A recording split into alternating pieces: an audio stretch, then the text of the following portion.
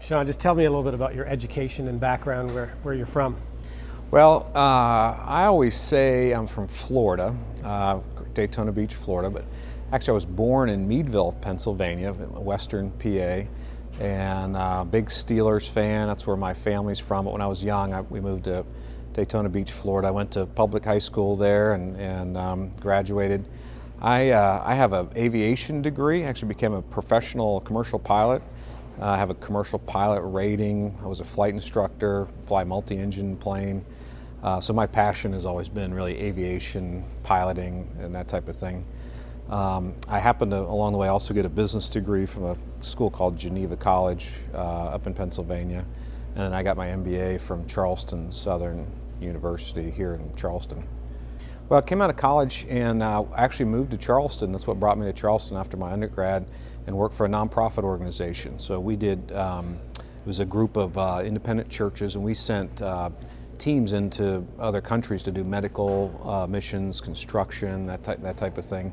I did that for a number of years, which was just great experience. I traveled. I went to Mexico and Haiti and a lot of different places, and worked with teams setting doctors and nurses overseas in a place like Kenya and that kind of thing, doing medical teams. So that was, if you will, my formative years right out of school. Even though I was a pilot, I really kind of got into this nonprofit work. And after that, spent a couple years getting my MBA, kind of put myself through self-taught sales training. I had a couple sales jobs, sold computers and copiers and cars even, because I felt like I wanted to own a business one day, and I felt like learning to sell was important.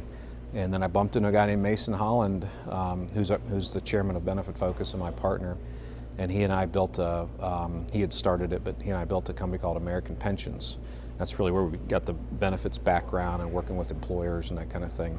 That was kind of precursor to Benefitfocus. As young as I can, as early as I can remember having thoughts, I wanted to own my own business, own my own plane. Those were my two things. I guess independence is a big deal. My dad was a dentist and my mom was an independent realtor, so I grew up in a self-employed type of environment. The spark for Benefitfocus really came out of American Pensions as we were working with employers. Piggly Wiggly, Carolina is a great customer of ours, and Sanders Brothers Construction and Charleston Southern University and folks. And we as we worked more and more with their retirement plan, we got sort of the big idea of going to the web and taking all their benefits online. And it was just sort of that next bigger leap in entrepreneurial spirit, if you will. We're at Benefitfocus, a software company. We're made up of primarily designers and engineers of software. And the themes and patterns in technology that are being described as cloud computing or moving to the cloud today really have their roots in the 80s, 90s, and moving into the internet area. We used to call Benefitfocus an ASP, an application service provider, which really meant we housed the software and the customer, all they had to have was a web browser. So we were effectively the early version of the cloud, and they tapped into the technology. More and more the cloud has gotten more sophisticated with virtualization and being able to provision spaces and set up applications really from anywhere. But the movement, if you will, to the cloud even predates Benefitfocus. I'm always curious also about funding of an initial, who wrote the software? Did you, the pair of you, have software background? Sure. Did you need a lot of capital to get going? Sure. Well, there was the third gentleman who's since retired, Doug Moreland. So it was Doug, Shawn, and Mason, myself. And we collectively had the idea. Doug's background was in a lot of technology. He was our first chief technology officer. And Doug and I really sat around and created the prototype ourselves. It was a bootstrapped operation. We self-funded the first couple rounds of financing at Benefitfocus. We're the three founders. Early on, we got some angel investors, which came from a handful of local folks here in Charleston and customers. At the time, we started in 2000, June, and so the NASDAQ crashed in March of 2000. And 3 months later, we said, this is a great time to start an internet company, .com, in Charleston, of all places, where they barely had the internet, Today, that's improved greatly. So it was very hands-on. We didn't go out and raise a bunch of venture capital because we couldn't at the time, just the dynamic of the VC market. We bootstrapped, we put our own money in. We didn't take any salaries for close to a year, the three founders.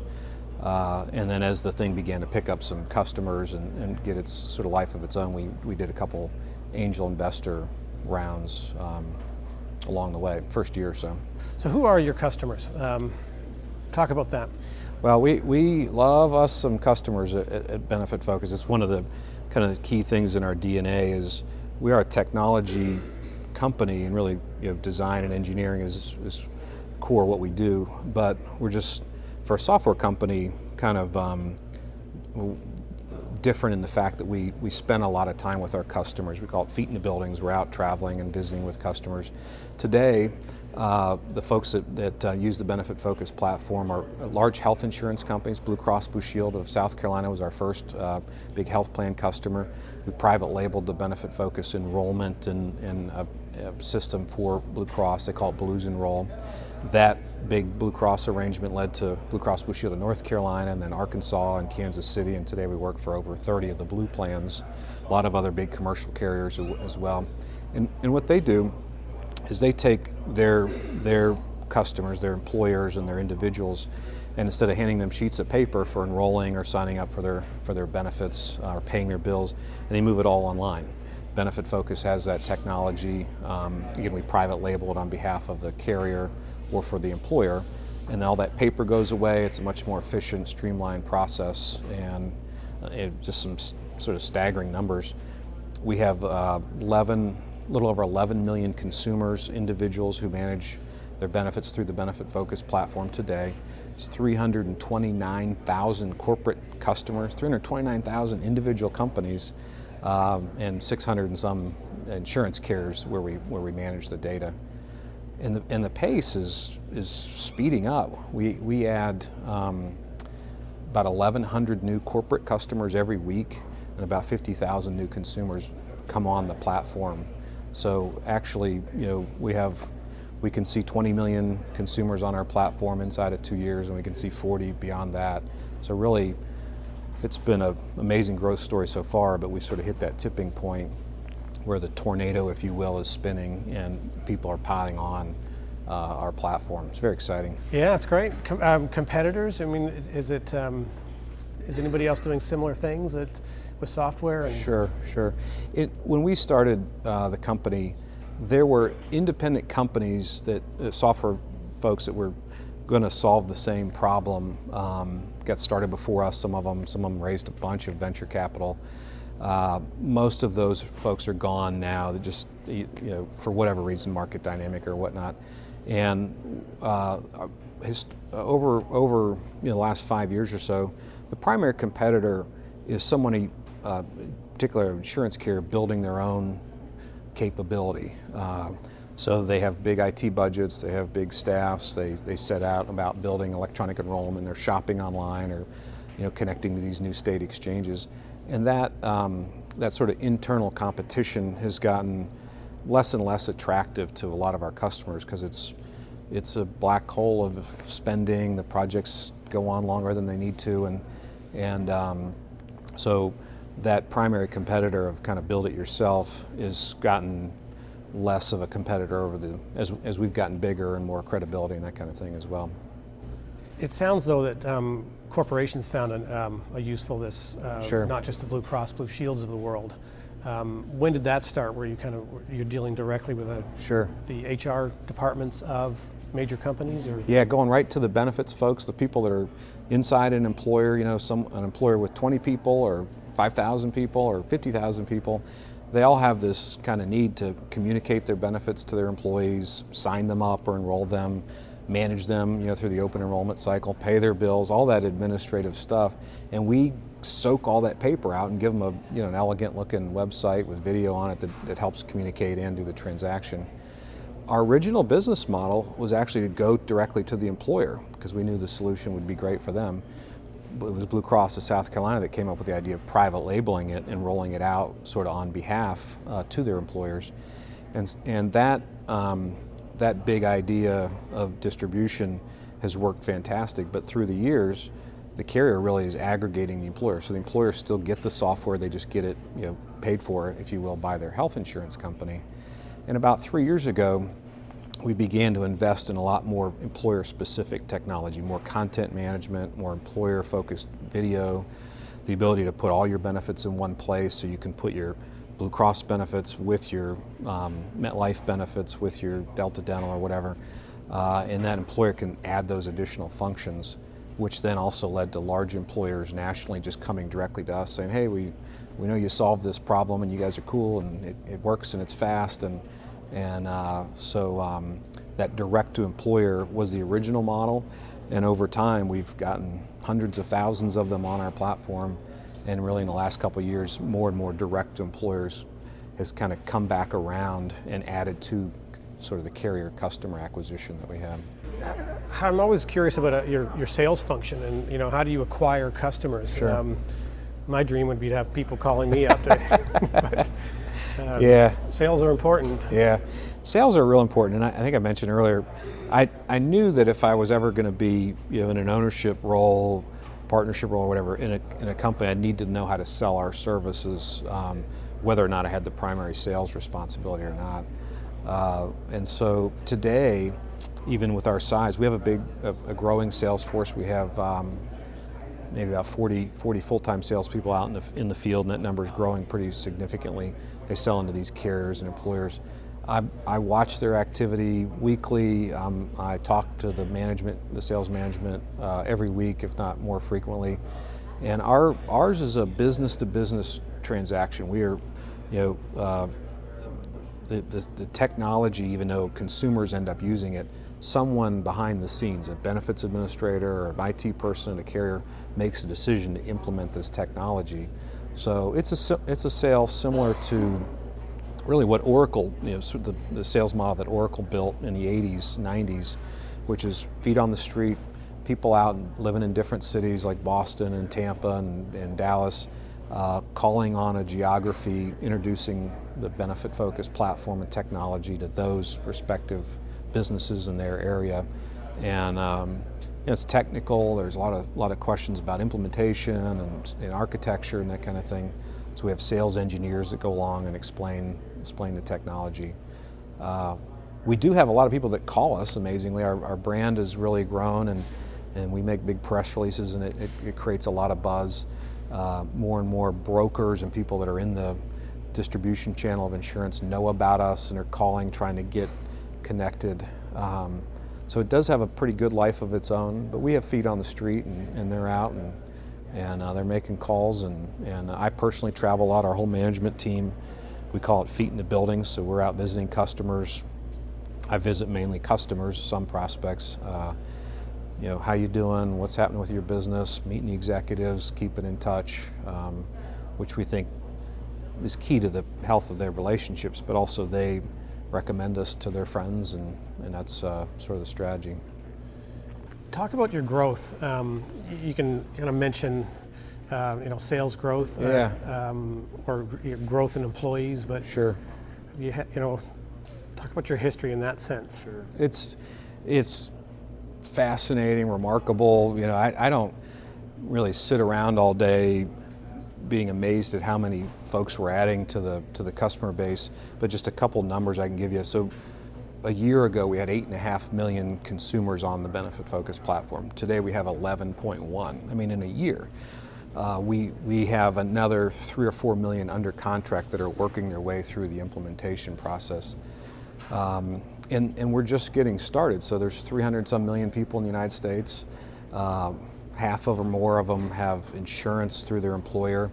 Most of those people are still handling paper in some form or fashion. So we can see continuing an aggressive growth rate. Employee, associates, we call them, a head count. There's 550 associates that work at Benefitfocus, up from 0, 10 years ago. So that's a lot of folks. We continue to get more and more efficient, so we can incrementally add more customers without sort of a linear associate headcount. But we're expanding. We did an acquisition this year, which was a little bit new for us. Picked up a company called Benefitfocus that does data analytics with large sets of healthcare data, and that's exciting for some future plans. Revenue growth has been, just outstanding. We're private, so we don't publish those numbers, but it's been very remarkable, profitable. The company's been profitable, and we pay a lot of attention to our cash and our cash position. So we're. Have you considered other forms of ownership? I mean, at some point, bringing, possibly going public, and the advantages or disadvantages that might bring. Yeah, the public markets are something that we set our sights on 3 years ago. As the growth came, we had one of our founders retire, and we had an investor come in and buy their shares out and so forth. So our board has been very consistent over the years. A couple people coming and going, more on the private side of things. Mason, our chairman, and myself still really control the company and sit on the board, obviously, and have a big ownership stake.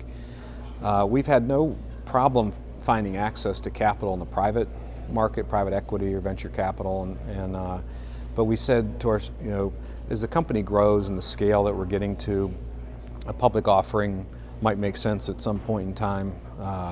Lots of people say it's crazy, don't go public, it's a big pain. Some people say it's a great way to unlock value and create a currency for our associates and key engineers and so forth.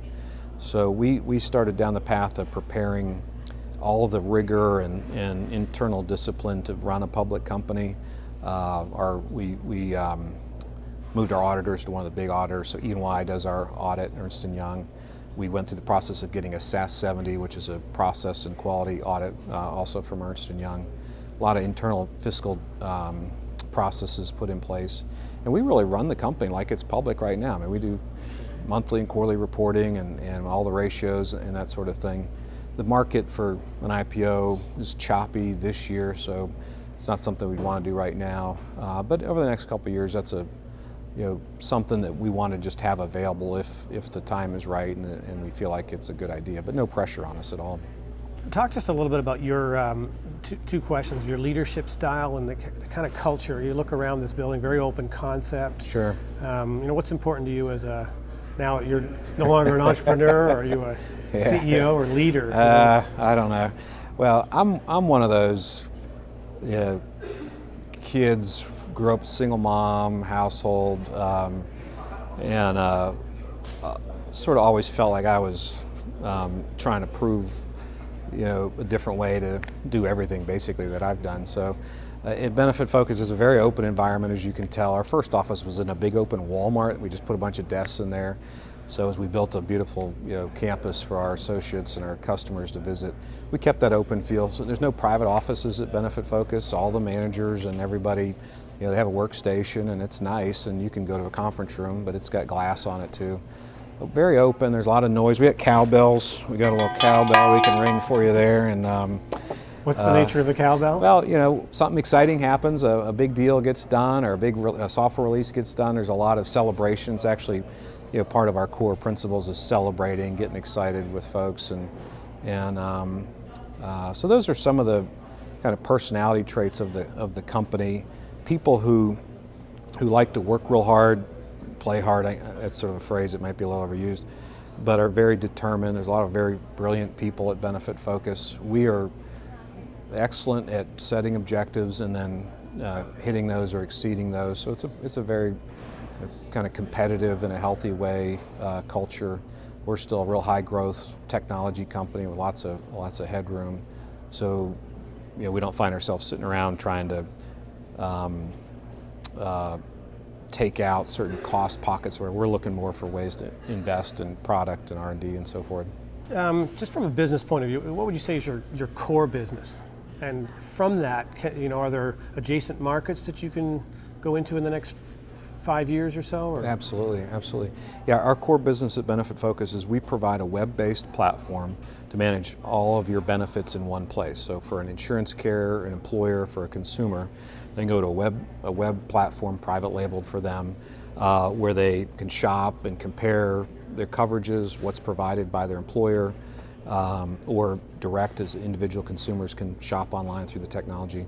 Once they make their selection, they go through the application enrollment process of signing up and filling out all the boxes they need to fill out. And then on an ongoing basis, management tools to manage the data, make sure the data gets exchanged to the payroll systems, carrier membership systems, and billing and that whole component. So we've taken that core platform, the Benefitfocus platform for shopping, enrolling, managing, exchanging, and one of the neat themes in the web today is extending that through allowing other third parties to build applications on top of our platform, interject their software inside the Benefitfocus platform. And so going forward, there's just a tremendous amount of untapped marketplace for our core offering, and the growth is really coming from our salespeople selling software that we built, but exponentially we see other people beginning to come towards the platform and build things that extend it, and then we'll find ways to monetize, those other offerings as well in the future. I liked your customer-focused video initiative here. Tell me a little bit about that. Sure. Well, we got the revelation a couple years ago that we're building great software. It's taking paper out, it's doing transactions, but if anything, we're really communicating to people what their benefits are, and that old-fashioned benefits meeting might not be there any longer. There may not be, lots of people in rooms talking about things. So we needed a way to kind of communicate these complex offerings and changes, and what better way than video, and what better media than online video. So we started a media business, went out and recruited just a fantastic Emmy Award-winning staff. Nina Sossman, who was head of was anchor for the local news here and had won some Emmys. Stole her off the news anchor chair, and she helped head that up, and it's just been a fun ride. What we're doing with video today for customers and consumers is just fascinating. We can contextually serve up healthcare videos based on your age or your income or what benefits are available to you. We can show you people that we know you'll relate to through the video because we have the data and so forth. And we think we're really just getting started with that capability. What have been, kind of advice for entrepreneurs, the toughest roadblocks that you've had to get through to move this company forward? Sure. Well, my number one advice for anybody starting a company or running one is manage your costs, and you shouldn't spend as much money as you think you should spend. We were fortunate in that we couldn't raise a lot of venture capital in the early days, but a lot of .coms went bust because they raised other people's money, and then they got used to spending it, and it wasn't revenue, it was just investment money. So you got to manage the cost, and that's first year or 10th year, keeping control of the cost. It sounds obvious, but over the years, there's been certain hurdles that we've had to get over. Number one was finding some initial funding, building the initial technology, selling it, delivering it, getting that revenue stream up to cover our cost. And now, at our point of growth, our challenges are not really financial any longer. They're more pushing ourselves to make the investments in R&D and innovate and keep the technology ahead of what the market's going to need going forward. So it's really stages, Talk a little bit about some of the, have there been books and philosophies that have influenced you in your leadership style? Sure.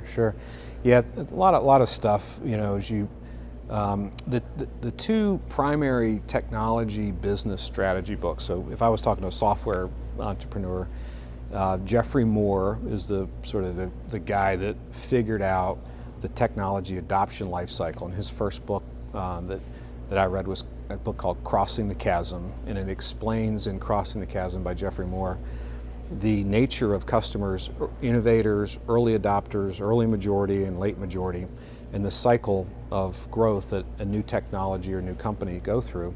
And he's just brilliant in his ability to say, your first deal is going to look something like this because you're talking to an innovator, an early adopter, and they're willing to tolerate mistakes because they just want first mover advantage.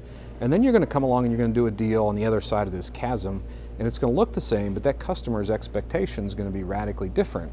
And if you treat them the way you did the first customer and make mistakes and so forth, they're not going to tolerate it. But if you get that right, then everyone on the other side of the chasm will rally around you and they'll sort of pull you along. So those two are the just must read. I've read those books, Crossing the Chasm, #1.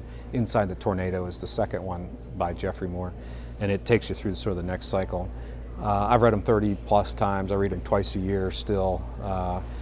I'll go in and I'll photocopy 3 pages out of it and circle it for our management team and say, here we are right here, we're inside the tornado right now. There's been tons of other stuff. A great one that I've read in the past year is one called The Power of Less by Leo, something starts with a B. Fantastic book on eliminating non-essential activity, which is a big enemy of a high-growth company. You can pile up lots of ideas and people that maybe aren't core to your central mission, and constant process of sort of defining what's essential and eliminating things that aren't. Not so much a management book, but just a book that's been very helpful for us in this stage of our growth. And just what about you personally? Living in Charleston, what do you do for hobbies outside of working here? Well, I have just an amazing family, my wife and my 2 children. So I am with them, probably on a boat. We have a boat in one of the creeks in Charleston, pulling a wakeboard with a bunch of teenagers or something like that. Maybe at the beach. Those are really our deals. Our travel consists of going to the Isle of Palms and hanging out there for a week and that kind of stuff. So my son just started college at the College of Charleston, which is a big year for us, and my daughter's plays basketball and volleyball at her school in 10th grade. So it's really, the job that I have is just incredibly creative and fun, and it goes home with me, and my family is here, and it really isn't a big, I don't have work and then outside of work I just have my life, and it's all mixed in there. And even sometimes when I travel to see customers, I take my family along and that kind of thing. And they participate in meetings. My son's been out with me and visiting customers and that kind of stuff, so it's kind of fun. And how does Benefitfocus give back to the local community? Sure. Well, we, having worked in the nonprofit arena 5+ years right out of school, I got a real good sense of what it takes to run a nonprofit, the struggles, the need for a new computer, the fundraising and that kind of thing. So I think it's big in our DNA. Our chairman right now, Mason, is the chairman of the Red Cross this year. I finished up last year. We don't. It's a little uncomfortable for us to even talk about our giving because we don't make a big deal of it, other than our associates are involved in it a lot. But I'm told I'm supposed to tell people what we do because it makes everybody feel like we're a good company. I helped the Lowcountry Food Bank raise a little over $5 million in a secure new building in the last couple of years, which is a big feat in this economy. We've been a big financial sponsor and time sponsor of the food bank here in Charleston for a number of years. Do a lot of stuff with our church, with East Cooper Community Outreach. We created a fund at Benefitfocus that a committee of our associates manage each year, and so there's a pretty big block of money that they grant out, and so charities can apply for that. We do a lot of gifting of time, half days and days to associates to go out and be involved in a lot of themes. Our themes are really healthcare, food, shelter, and education, and we have investments in each one of those. Has the healthcare legislation been a bit of a threat to you or an opportunity? Well,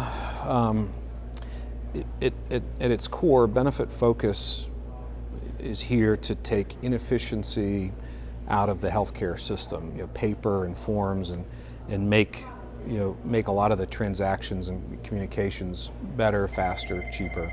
To the extent that the government, state or federal, gets more involved in the administration of healthcare, it tends to add complexity, not take it away. So with the healthcare legislation, there's requirements for new state-based exchanges to shop online. That doesn't exist today. We're excited. We won the first one of those up in Maryland this year after the legislation was passed. So we'll go live in the state of Maryland with a virtual compare shopping tool. So I guess the short answer is it creates tremendous opportunity for Benefitfocus, and everybody in the kind of ecosystem, it pushes them along to get more electronic, move more towards the web, and there's actually specific legislation in there that mandates transactions and communications happen online, all stuff that we do. Okay, you've achieved a certain level of success till now. How do you build on that? Where do you see the company in 5 and 10 years, and how are you going to get there? How are you going to measure whether you're on the right path? That's a great question. So strategy is a fun thing to do. It's the part of my job that is probably the easiest to do and the funnest. And dreaming up new ideas is a very fluid thing for myself and a lot of the people on our management team. So our strategy comes down to taking all the ideas that we have and our customers have and things we're reading about and putting them into a plan that we can finance and be profitable off of in the future, realizing that sometimes we have a couple year bet of investment before something becomes profitable. The basic math is this: we have 11 million consumers on the Benefitfocus platform. We believe we can get that number to 100 million inside of 5 to 7 years. That's sort of our window. We actually have a pretty detailed plan that goes out 5 years, financially, product-wise, investment. It has the notion of others, we call them people building off of a software development kit that we're developing, that they can build apps on our platform. It has the notion of connecting into these new state-based exchanges and what the dynamic is going to be there. So, come back and call it 5.5 years. We got 100 million people on the platform. We'll have executed on our strategy.